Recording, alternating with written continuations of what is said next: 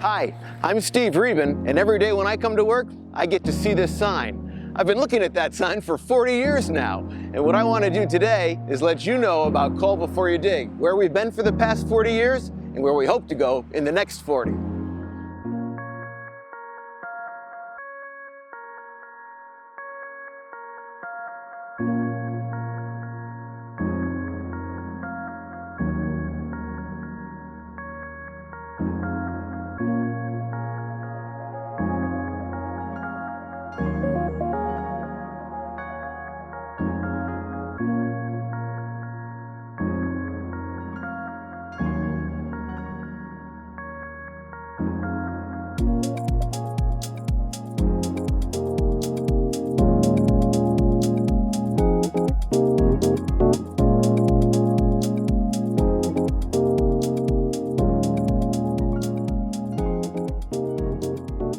Going back to 1978, the Call Before You Dig group was even then lobbying for strong legislation to include everyone in the Call Before You Dig process.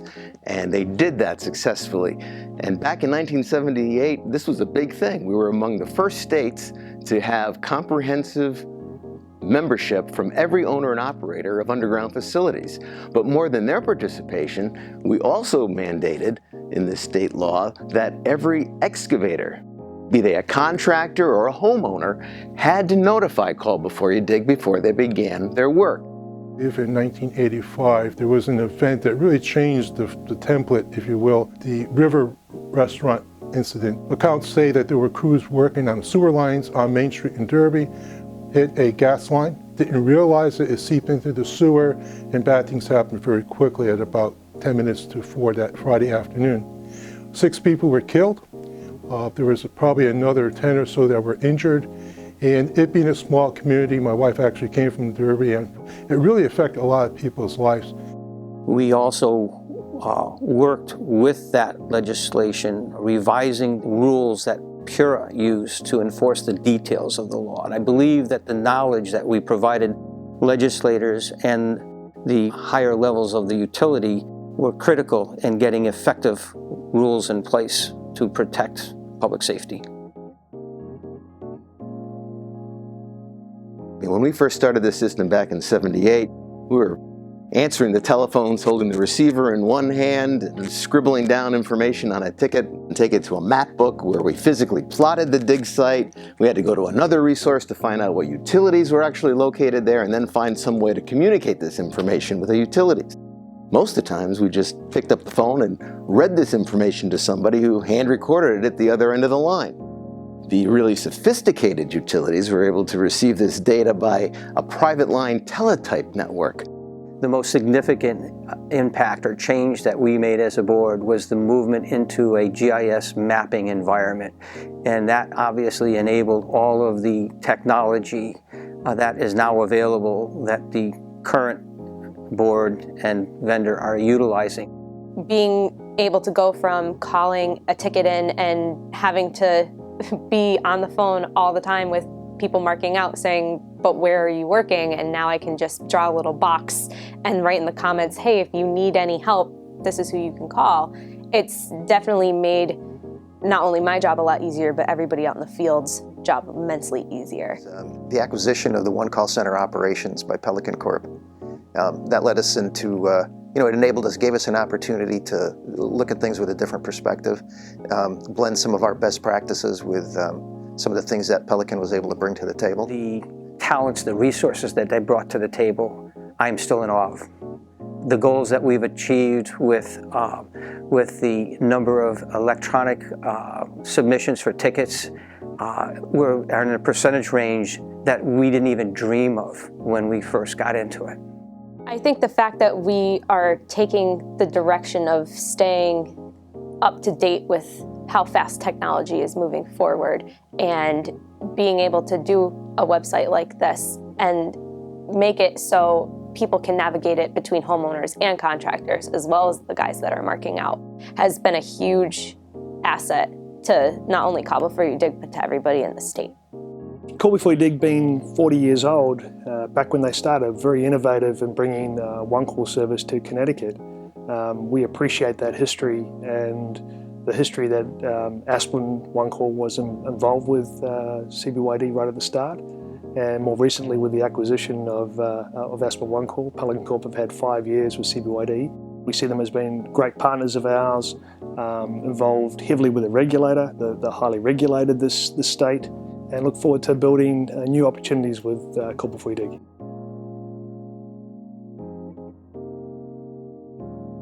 The first proclamation was in 1989, and the idea of the proclamation is the governor of the state of Connecticut signs the proclamation stating April is Call Before You Dig month, and we follow the CGA's guidelines now, but Connecticut was actually in the forefront of that. They did it long before the CGA was promoting it.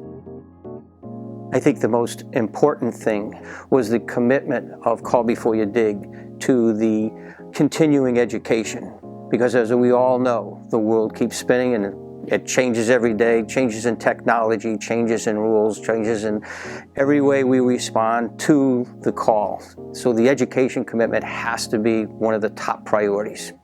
We started focusing on smaller groups, and people like Terry Sylvester and Anthony have helped us develop the program of Train the Trainer, where we have smaller groups. We bring in people that are safety officials in the company, or a manager, and the idea is that we make sure that they're fluent in all the Call Before You Dig rules and regulations, and they can come back to their companies and train their people. So it's much more effective training. So we'll train 25 people that can go back and train 50 people. One of the things we've been able to do over the years on the board is we've been able to utilize some PHMSA grants to extend and come up with new creative advertising and marketing. So that allows us to get creative. One of the areas that I really enjoy advertising at is the Stafford Motor Speedway. It's people that are in the construction industry, either driving the race car or sponsoring the race car or in the grandstands watching the racing. So we've been able to work with Stafford Motor Speedway and develop a lot of new initiatives to promote 811. We came up with something called the 811 Points Challenge. Every race, depending on their finish, they'll accumulate points, and then come the middle of August, we award the top 5 drivers with $811 to commemorate the 811 day. When it came time to develop a new TV commercial, I had the idea that we use a child actor to get people's attention rather than just have a technical TV commercial. Taking advantage of the new e-ticket system at CBYD.com. Now you can do everything online. Very cool for us construction guys.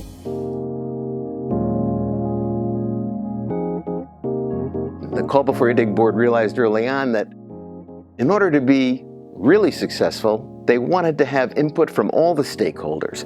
And that's why today, even on this board, we've got not just utility owners and operators, but we've got representatives from the state regulatory authority, we've got insurance company representatives, representatives from contractor associations, and public safety officials, because they all had to have a part in this Call Before You Dig safety network that we were creating. It's an expectation.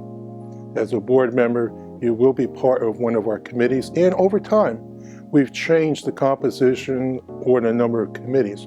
And so now we have the finance, we have the damage prevention and education, and then we do have our operations committee. But it's really being adaptable to be able to address the needs that we have in our membership, and working together. There's no idle seats. The board's a fantastic team of people that are representing the industry, the utilities, the municipalities inside Connecticut, and we continue to have a successful relationship and want to continue to have a successful relationship with the Board of Connecticut. Personally, I take great pride in the fact that we as a board work together to get the word out, and we strive to reach out to all aspects, all persons involved with excavating. And I believe by the personal commitment of the board members, we were successful as a team, because it is personal. I can call Anthony up, I can call Steve up.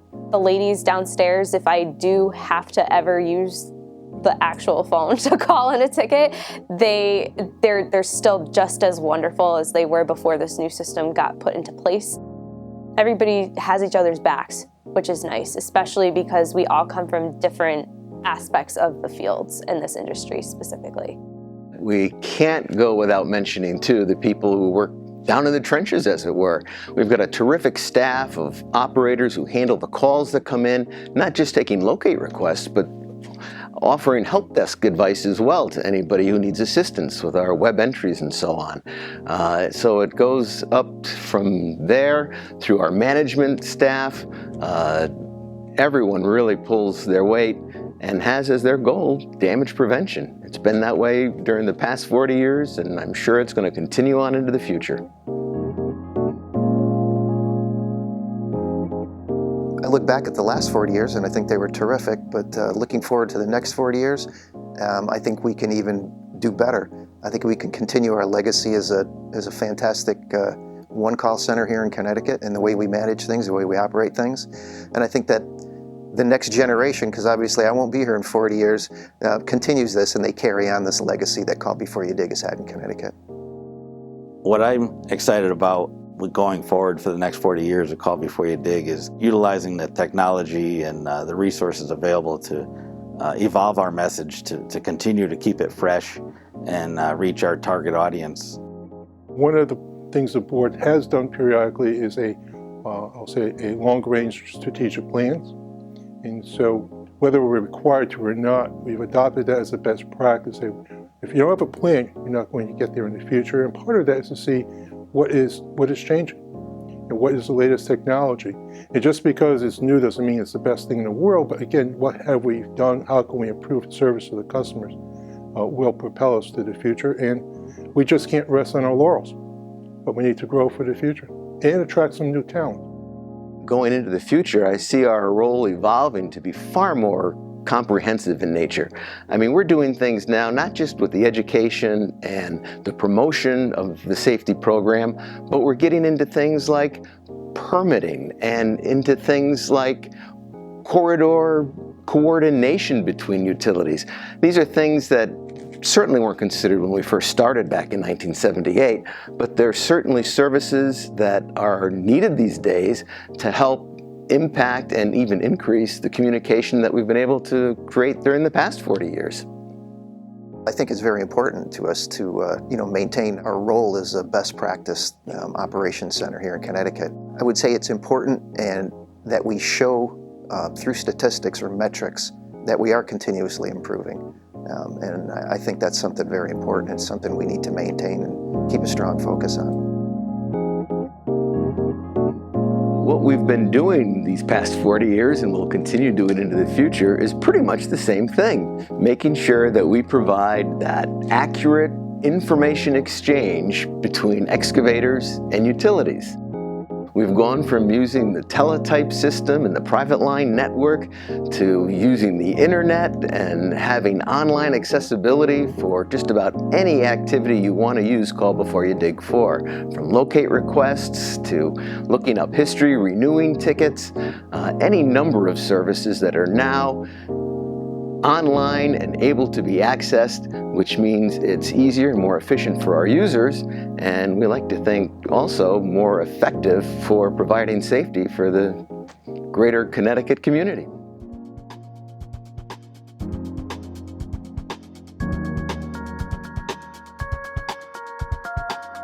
As a team, because it is personal.